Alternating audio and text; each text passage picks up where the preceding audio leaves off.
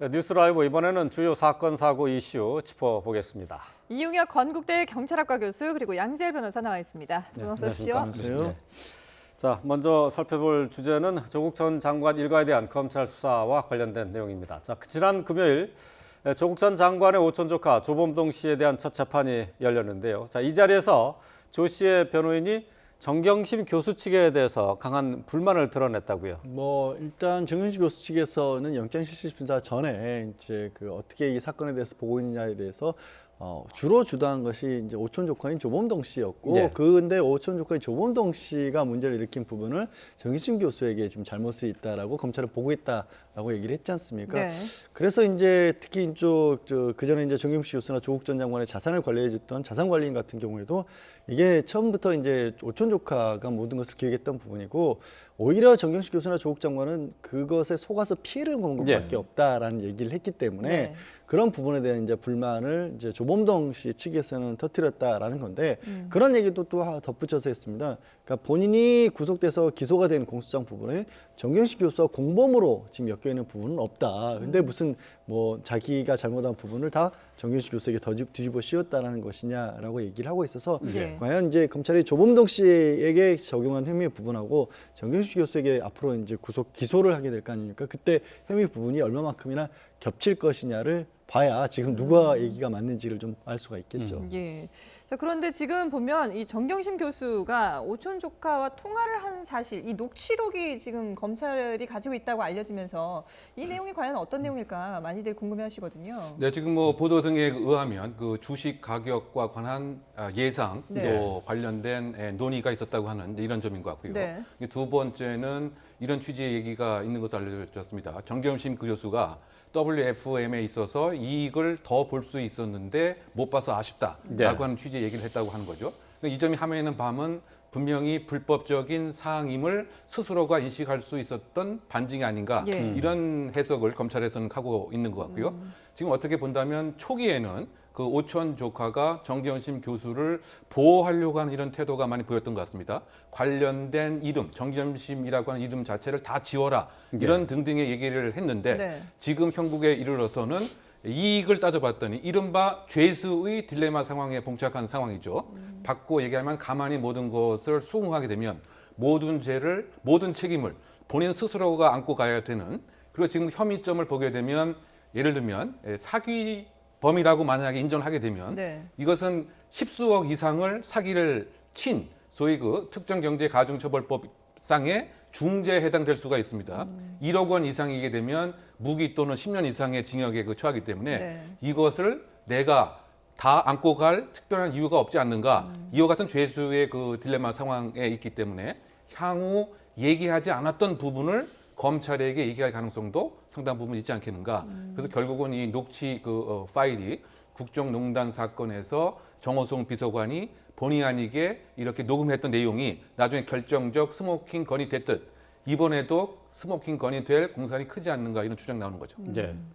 근데 이제 검찰이 어떻게 통화 녹취록을 갖고 있을 수 있느냐 하는 것에 좀 의문이 드는데, 지금 현재까지는 조국 장관 부부에 대한 휴대전화나 또 계좌 추적이 지금 이루어지지 않고 있는 상태 아닙니까? 네, 휴대전화와 그 계좌 추적 압수수색 영장이 기각되었기 때문에 그것을 통한 자료 확보는 아닌 것 같고요. 예. 이 그 녹취 파일 내용을 자신의 그 PC에 이렇게 녹음하고 보관까지 했던 이런 상황이 아니었던가 생각됩니다. 네. 예. 그래서 그 자택과 또 그 연구실에 있었던 그 PC 자체가 검찰이 확보를 했기 때문에 이 검찰이 확보한 이 컴퓨터 PC 자료를 분석을 하고 재생을 해봤더니 이제 이와 같은 내용이 나온 것 같습니다. 예. 이제 그렇다고 봤을 때 지금 차명 보유 또는 이를테면 이득을 더 본 것이라고 하는 내용 이외에 혹시 조국 전 장관과 관련된 조국 장관 파일로 있는지, 예. 또는 제3자로 이렇게 칭하면서 조국 장관을 호칭하면서 한 내용이 있는지, 이런 것들은 아직 알려져 있지 않은데 네. 예. 만약 그것이 있다고 한다면 이것은 더 결정적인 스모킹건이 될 확률도 있는 것이죠. 예. 말씀을 하신 것처럼 과연 이 휴대폰의 녹취 대화록이 어떻게 존재하느냐 여부는 아마 재판 과정에서 다퉈질 수도 있을 것 같아요. 요즘에는 즉 그 본인의 스마트폰에 직접적으로 녹음이 기계에 되는 게 아니라 네. 클라우딩이라고 해서 이게 그 서비스 업체의 서버에 보관되는 경우들이 종종 있지 않습니까? 그런 아마 서비스를 제공하는 회사들도 많이 있고 그거를 이용하는 사람들의 경우에는 본인이 선택을 하지 않더라도 자동으로 모든 통화록이 녹음이 되는데 그러면 만약에 그런 서비스를 이용해서 녹음을 한 거라면 그거를 그러니까 개인 컴퓨터를 압수수색을 했다고 해서 그 대화록까지, 그러니까 지금 서비스 업체의 대화록까지 다운로드를 받아서 가져오는 게 압수수색 영장 범위 내에 들어가느냐. 네. 이거는 영장 범위 내에 만약에 그런 식으로 된 거라면 벗어났을 가능성이 있거든요. 아마도 이 부분은 재판 과정에서 좀 다퉈질 수도 있을 것으로 보입니다. 그러니까 직접 그 노트북에 심어져 있는 녹음 파일이 아닐 수도 있다는 그런 얘기네요. 그렇죠. 왜냐하면 지금 이제 한참 이미 오래전부터 법원에서 영장을 컴퓨터 PC와 관련해서 발부를 해줄 때는 굉장히 까다롭게 합니다. 왜 네. 그러냐면 아시겠죠? 뭐 스마트폰이 됐든 아니면 저 개인이 쓰는 컴퓨터가 됐든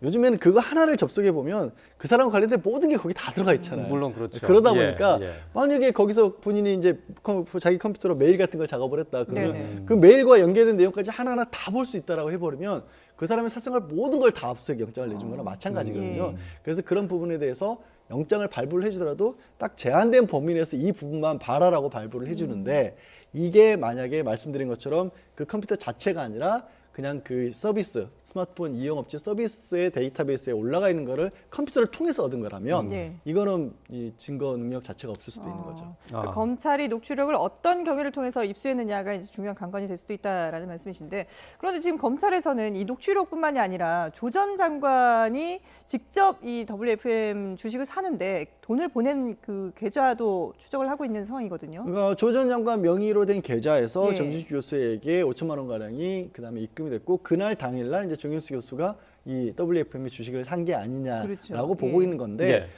뭐 이거는 이제 조사를 해볼 필요성은 있죠. 근데 정진식 교수는 일단 본인이 이 차명으로 산 게 아니다. 그러니까 지금 정 교수의 동생 집에서 12만 주 가량이죠. 액면가로는 6천만 원 가량이고 실제 당시 가격으로는 6억 원 가량이라고 하는데 그 실물 주식이 보관돼 있었다라는 게 예. 아니겠습니까? 그러면 그걸 이제 조국 장관이 알고 있었느냐, 당시에 이제 민정수석이었을 때 알고 있었느냐에 따라서 예, 고위공직자가 주식 투자하는 것을 알고 있으면서 직접 산 것을 가족 이름이라도 산 거라면 이 공직자윤리법 위반이 될 수 있기 때문에 그런 부분을 파겠다는 건데 계좌에서 계좌로 이체됐다는 것만으로는 아직은 좀 부족하죠. 그래요. 예.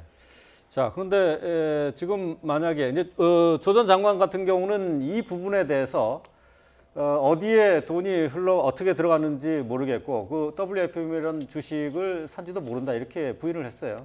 그런데 저는 이제 보통 평균인의 그 입장에서 생각을 해봐야 될 것 같은데 그 돈이 입금된 그 경로를 보게 되면 청와대 근처에 있는 ATM 기계에서 이를테면 이렇게 전달된 것이 아닌가 예, 이런 생각이 예, 좀 많이 예. 듭니다. 네. 뭐 그런 보도가 있었죠. 예, 보도가 예. 이제 확인을 해봐야 있는데 되는 부분이고요. 그렇게 되면 예. 이제 그 상황 자체가 예. 예를 들면 수천만 원에 관한 그 내용 자체를 본인이 전혀 모른 채 또는 네. 제3자가 심부름을 해서 했다라고 하는 이런 그 이제 이 설명이 그 수사를 하는 입장에서 과연 이제 이해를 이제 함직한 것인지 네네. 이제 이런 부분이 이제 하나의 이제 이슈가 좀 분명히 될 것 같고요. 본인 자체는 이제 지금 나는 그것을 이를테면 전달한 적도 없고 또 WFM이라고 하는 주식 자체를 보유하거나 구입한 적도 없다. 결국은 이제 그 점에 있어서 어떤 것이 이제 사실인지 그 여부가 수사의 이제 요체가 이제 되지 않을까 이제 생각이 되는데 예. 어쨌든 그 지금 뭐 보도 등이나 뭐 이런 등에 의하면 동일한 그 날짜이기 때문에 수사기관에서는 의심의 대목으로 바라보고 예. 있는 상황이 아닌가 보입니다. 예. 지금 뭐 조국 전 장관의 계좌에서 수천만 원, 그러니까 5천만 원 정도의 돈이 이제 정경심 교수 측에게 넘어갔다는 것은 이제 나와 있는 얘기인데요. 이제 뭐 이것도 이제 보도 내용입니다만은 청와대 주변에 ATM기에서 그 계좌 이체를 했다는 내용은 아직 뭐 정확하게 나와 있는 그 확인된 사실은 아닙니다. 그 부분은 좀 짚고 넘어가고요. 그런데 만약에 조국 장관의 계좌에서 정경심 교수 측에게 돈이 넘어갔다라고 하는 것이 확인이 됐다면은 그게 뇌물 혐의로까지 연결될 수 있는 겁니까?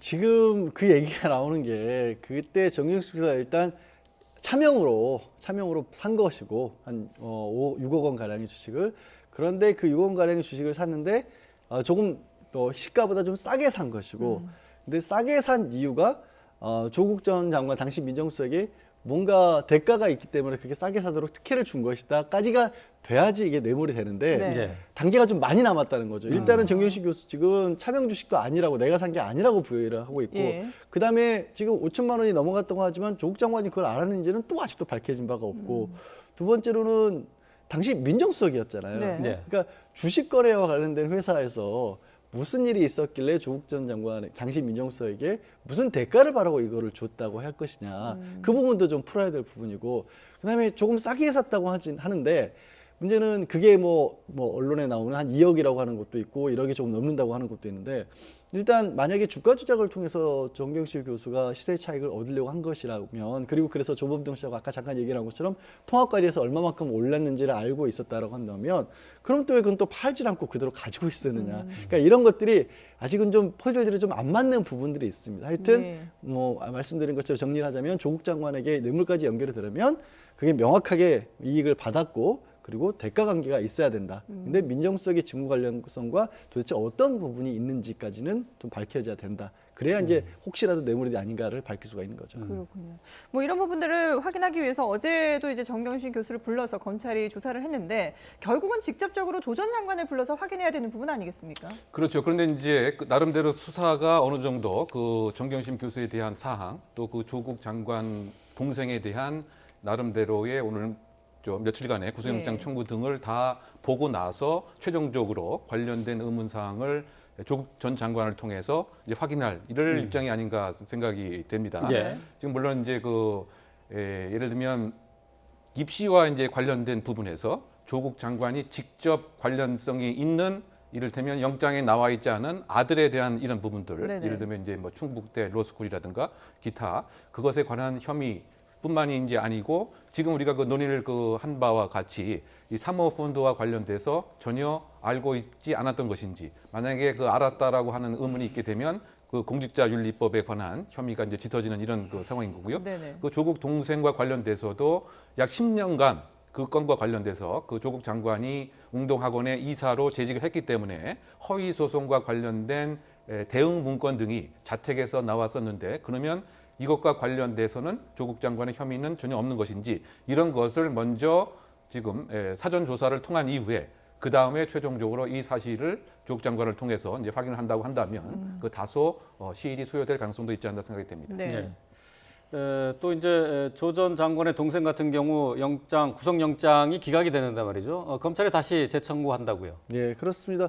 뭐 빠르면 이번 주 정도 그리고 이제 당시에 이제 그 검찰의 주된 혐의로 보고 있는 거는 잠깐 얘기한 웅동과 관련된 예. 부분인데 거기에 더해서 이제 학교법인 운영하는 과정에서 교사 채용 비리가 있었다. 네. 그 채용 비리에 동생도 관여를 했다라는 부분인데 그 부분이 지난번 영장시 때 기각이 되면서 상당히 좀 파장이 있었죠. 예, 예. 돈 네. 줬다는 쪽은 구속이 됐는데 왜 받은 쪽이 구속이 안 됐냐라고 했고 그 이후에 법원에서 이제 사실관계를 좀 따져보니까 그거를 주도했던 사람, 그러니까 돈을 주고 받는 게 문제가 아니라 누가 적극적으로 그런 어떤 비리, 채용 비리라는 걸 일으키도록 주도했느냐에 따라서 그 동생이 주도한 건 아니다라는 쪽으로 봤다라는 거예요. 네. 근데 거기에 이제 검찰이 추가적으로 본 거는 지금 나온 거는 채용 비리가 더 있지 않았느냐. 예, 예. 뭐 그런 부분을 더해서 추가로 영장 청구를 한다고 하고 동생 쪽에서도 이번에는 그때 당시에는 이제 건강 문제를 직접적으로 거론만 했다 뿐이지 뭐 선명할 만한 자료들 같은 것들을 내지는 않았던 모양입니다. 근데 이번에는 허리 디스크 관련돼서 건강 문제를 더 강하게 들고 나올 모양이어서 뭐 어떻게 될지는 기다려 봐야겠죠. 예, 예, 알겠습니다.